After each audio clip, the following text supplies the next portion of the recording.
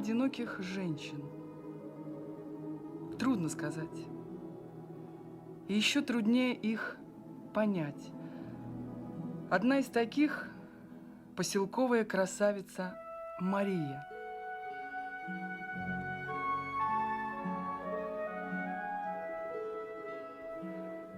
Рано оставшись без родителей, она вот уже как пятый десяток живет одна. Работает на станции табельщицей и на полставке уборщицей. В поселке ее уважают. Характером проста и всем готова помочь.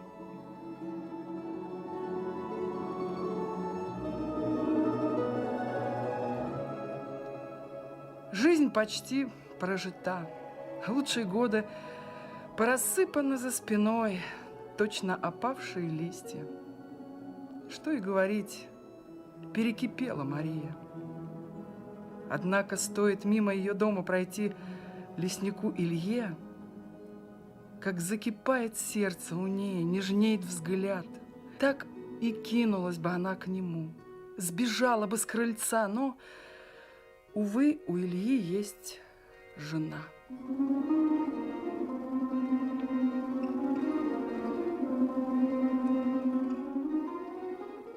В молодости Мария встречалась с Ильей, но он, как иногда бывает в жизни, вскружил ей голову, а затем бессердечно бросил. Она надеялась, что он погуляет и вернется, но он не вернулся. Женился на другой.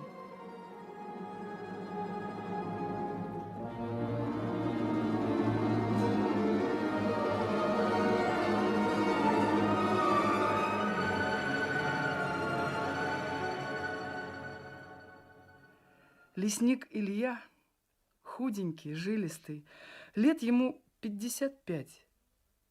Иногда, когда он проходит мимо станции к железнодорожному магазину, Мария шутливо вдруг прокричит ему: «Илья, ко мне не зайдешь?» Остановившись в задумчивости, Илья посмотрит на нее, не издевается ли она случайно. Но затем вдруг, как-то сконфузившись, ответит: «Насчет того, чтобы зайти, может быть, на обратном пути забегу». Однако на обратном пути из магазина Илья к Марии не заходит. В его руках сетка с хлебом, он идет навстречу ветру, и волосы на его голове красиво приподнимаются. Мария смотрит вслед ему, вздыхает и долго потом стоит у железнодорожной платформы.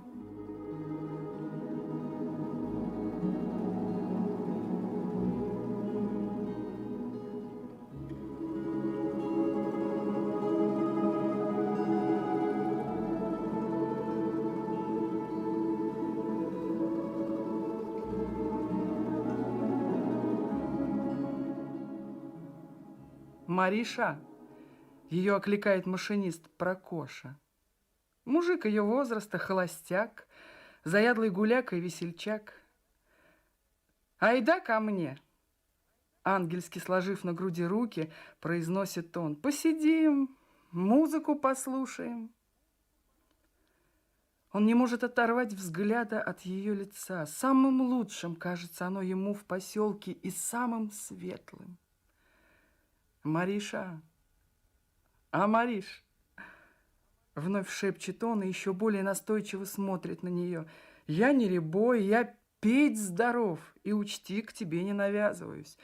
Просто увидел тебя и предложил».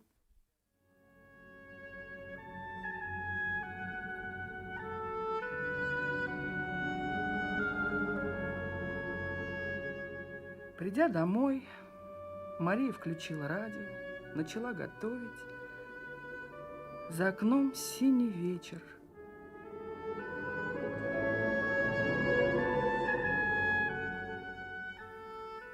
В его синеве заброшенная церквушка у леса кажется тихой, покорной. Недалеко от нее, в небольшой рощице, дом, в котором живет Илья.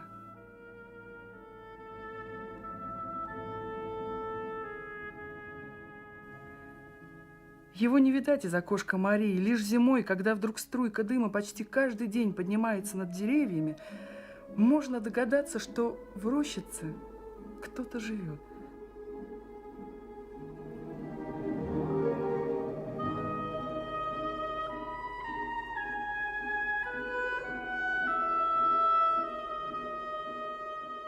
Церквушку давным-давно разграбили, а все ее кирпичные пристройки разобрали дачники. Только остов растащить никому никак не удается. Ни кувалдами, ни отбойными молотками не выбивается из стен кирпич. Часто из своего окна Мария в задумчивости смотрит на храм. В просторном небе точно маленький колокольчик плывет купол.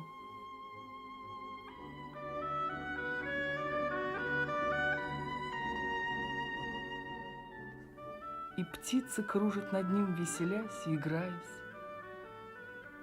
Ей хочется представить тех далеких людей, которые когда-то строили этот храм, ходили молиться в него.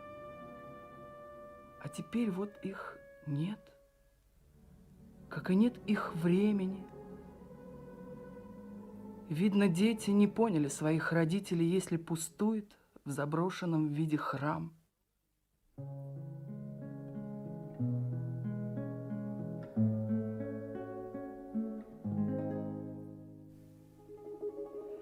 В вечернем свете темнеют глаза Марии.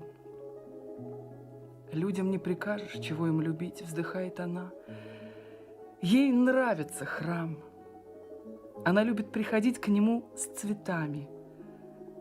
Положив их у красиво расписанной южной стены, она подолгу стоит и с искренней любовью рассматривает потемневшие лики чудотворцев.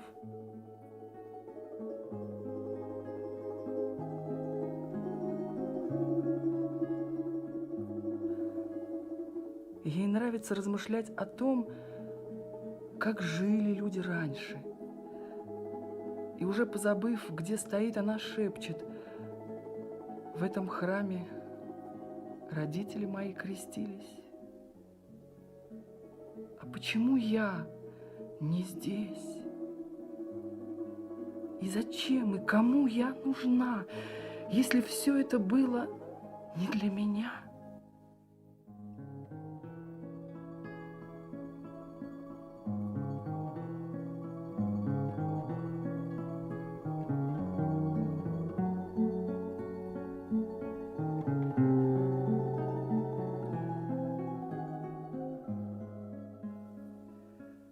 Поужинав, Мария достает из гардероба новое платье. Переодевшись в него и накинув на голову модный кружевной платок, выходит во двор. За кривыми деревьями чуть алеет закат. Ветра нет, и цветы пьянят.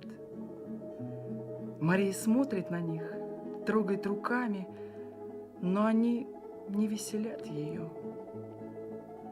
Как и я, отцветают. Вздыхает она и отнимает руку от цветка.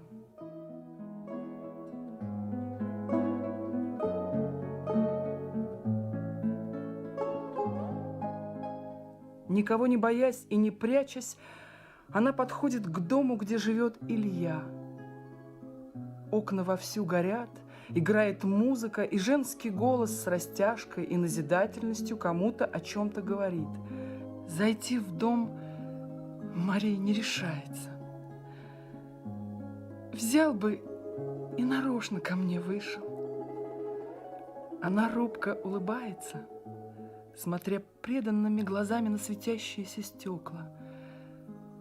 Затем вдруг легким птичьим движением, абсолютно не отдавая отчет своим действиям, нажимает кнопку звонка. Шторки на окнах раздвигаются, а затем и сами створки раскрываются. Огромная, пухлая и очень страшная баба, может, только ей она кажется страшной, коротко по последней моде остриженная, секунду-другую смотрит на нее, а затем говорит Илье: опять полоумная пришла, не понимаю, что ей от тебя надо. И быстро захлопывает створки и наглухо задергивает шторки. «И зачем я только пришла к нему?» — вздыхает Мария. «Сидела бы лучше дома». Наконец, дверь открылась, и на порог вышел в белой рубашке на выпуск Илья. Постояв на крыльце минутку, подошел к калитке и, не открывая ее, сказал небрежно: «Сколько раз говорил, а ты пришла». Его темные глаза по-недоброму засветились. Хмуро взглянув на Марию, Илья сказал: «Я не желаю тебя видеть. Уходи». «Что же ты?» — в растерянности прошептала она. «Нелюдимый какой-то». И с трудом улыбнулась. «Ты гляди у меня, достукаешься», — пробурчал он. «Хотелось поговорить», — тихо произнесла она. «Вот и потревожила». «На станции встретимся и поговорим», — буркнул он. «А зря беспокоить нечего». «А я и не беспокою», — торопливо прошептала она. «Завтра всех наших баб к вам на подмогу кинут. Сено убирать с вами будем». «Знаю». И он вдруг улыбнулся. «Завидую тебе». И, вздрогнув, нервно прищурил глаза. В темном дверном проеме появилась его жена. «Ладно, я пошла». И она поклонилась.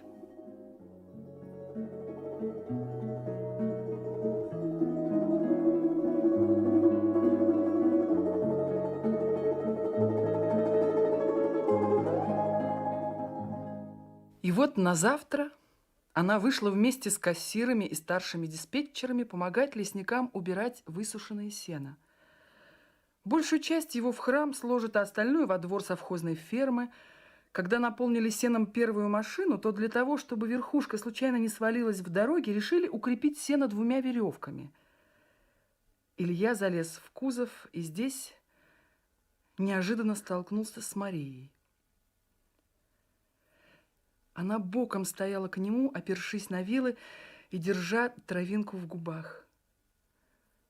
Мария внимательно смотрела на него, а он почему-то отводил глаза. Женщины внизу, не замечая их, шутливо перекликались с водителями. Приехали еще 2 машины, решили загрузить их все разом.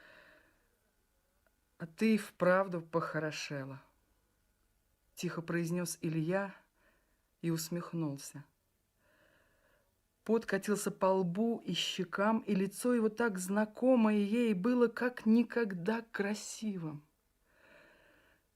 «А как же?» — в растерянности произнесла она и тихо спросила: «Тебе нравится мой новый платок?» И, подмываемая восторгом и радостью, крутнулась перед ним, посмеиваясь, затем сняла с головы тонкий кружевной платок, и он затрепыхал на ветру. «Знаешь, чего одевать», — улыбнулся он, став неожиданно ласковым. С земли закричали: «Эй, вы там! Переходите на другую машину!» Он помог ей спуститься на землю. Ее рука была теплой и нежной, как и много лет назад. «Эх, лихоманится у нас с тобой», — ласково сказал он. «Кому скажешь, не поверят». И сильной рукой, прижав ее к себе, тут же отпустил. В каком-то беспамятстве, не похожей сама на себя, кинулась она к бабам, азартно заработала вилами.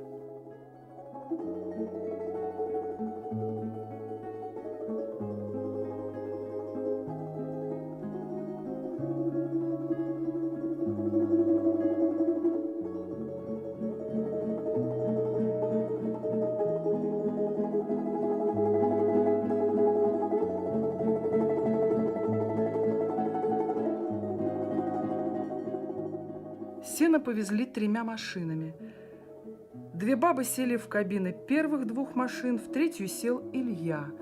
Мария напросилась ехать сверху на сене, держась за натянутые веревки.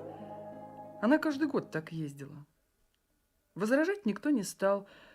Правда, старый лесник вослед ей сказал: «Ишь, бабу как любовь заплескала!» И мутным взглядом, проводив машину, улыбнулся. Когда чуть отъехали, Илья, выглянув из кабины, крикнул Марии: «Давай поменяемся?» «Нет, здесь лучше», — ответила она и добавила: «Это ты не одинодничай, иди ко мне. Вместе вольно посидим, а то, чего доброго, озябну я». Илья собрался было перебраться к ней, но затем передумал. Не дай бог, придется мимо дома проезжать, где жена в это время всегда сидит у окна. «В следующий раз, чтоб не расстраивать ее, — ответил он и махнул рукой. «Пусть будет по-твоему», — засмеялась она. «Как-нибудь одна здесь побуду. Ты только в зеркальце поглядывай». Она ногами вытоптала ямку в сене, и вскоре оно затопило ее по самую грудь. «Трогать?» — спросил ее выглянувший из кабины молоденький водитель, совсем недавно пришедший из армии. «Трогай!» — прикричала она ему и сконфузилась. Илья, направив на нее боковое зеркальце, смотрел хотя и ласково, но с привычной властностью. «Илюшка, смотри, не важничай!» Шутя прокричала она ему и поправила на голове платок.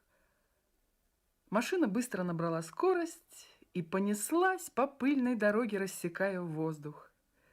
Какой-то жеребенок с километр бежал за ними, но затем, испугавшись пыли, остановился. «Он должен вновь полюбить меня».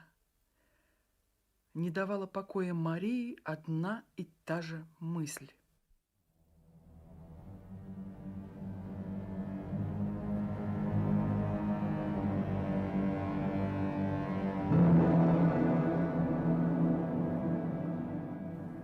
Марии приятно сидеть на сене. Только почему-то затуманилось зеркальце. Илья не протирает его. Разве в такой пыли что увидишь?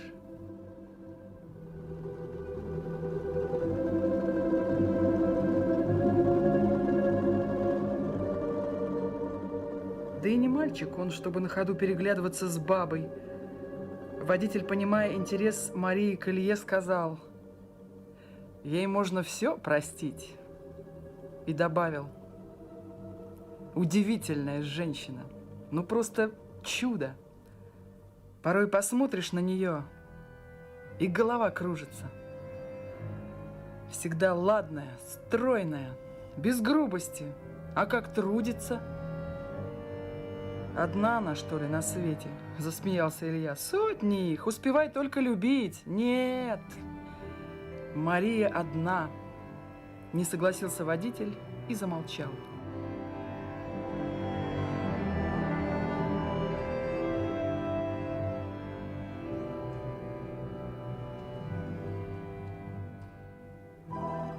Почти у самого поселка на спуске Илья почувствовал наверху какой-то толчок. Потом, словно кто-то радостно вскрикнул. Но он не обратил на это особого внимания. Это Мария, наверное, кого-то поприветствовала. Настроение у ней что надо, вот она и балуется, решил он. Но когда грунтовая дорога сменилась асфальтом, он протер рукой зеркальце, чтобы взглянуть на Марию. Но ее там не было. Он вздрогнул. Они уже подъезжали к лесничеству, когда он, на ходу открыв дверцу, выглянул из кабины. Трепыхался заткнутый за веревку ее кружевной платок, а самой Марии не было.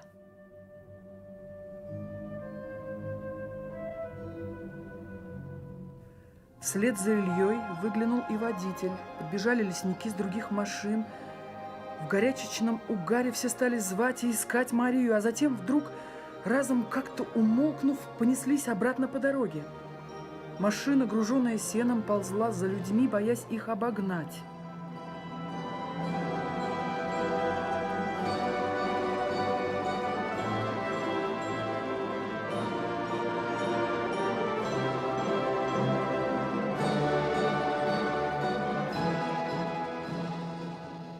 На спуске одной из горок Марию нашли.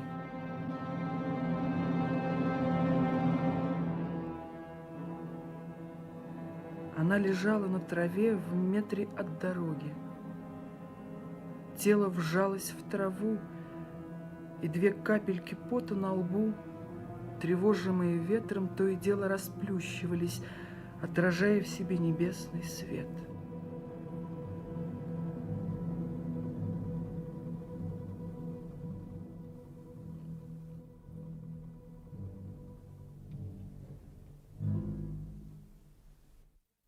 Илья в растерянности, еще толком ничего не понимая, прошептал: «Что же ты легла здесь?»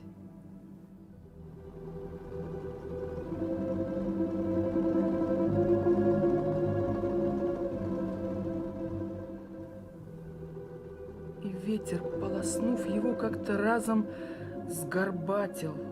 Холодный мужской взгляд помутился. Водитель, оттолкнув Илью и в ужасе обхватив голову, прошептал: «Что же теперь?» И, повернувшись ко всем, заорал диким голосом: «Это не я! Она сама села!»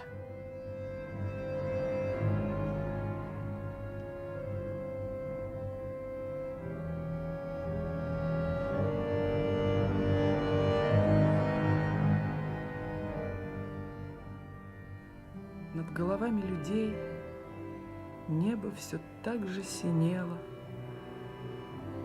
а ветер, приподнимая степную пыль, тут же ее уносил.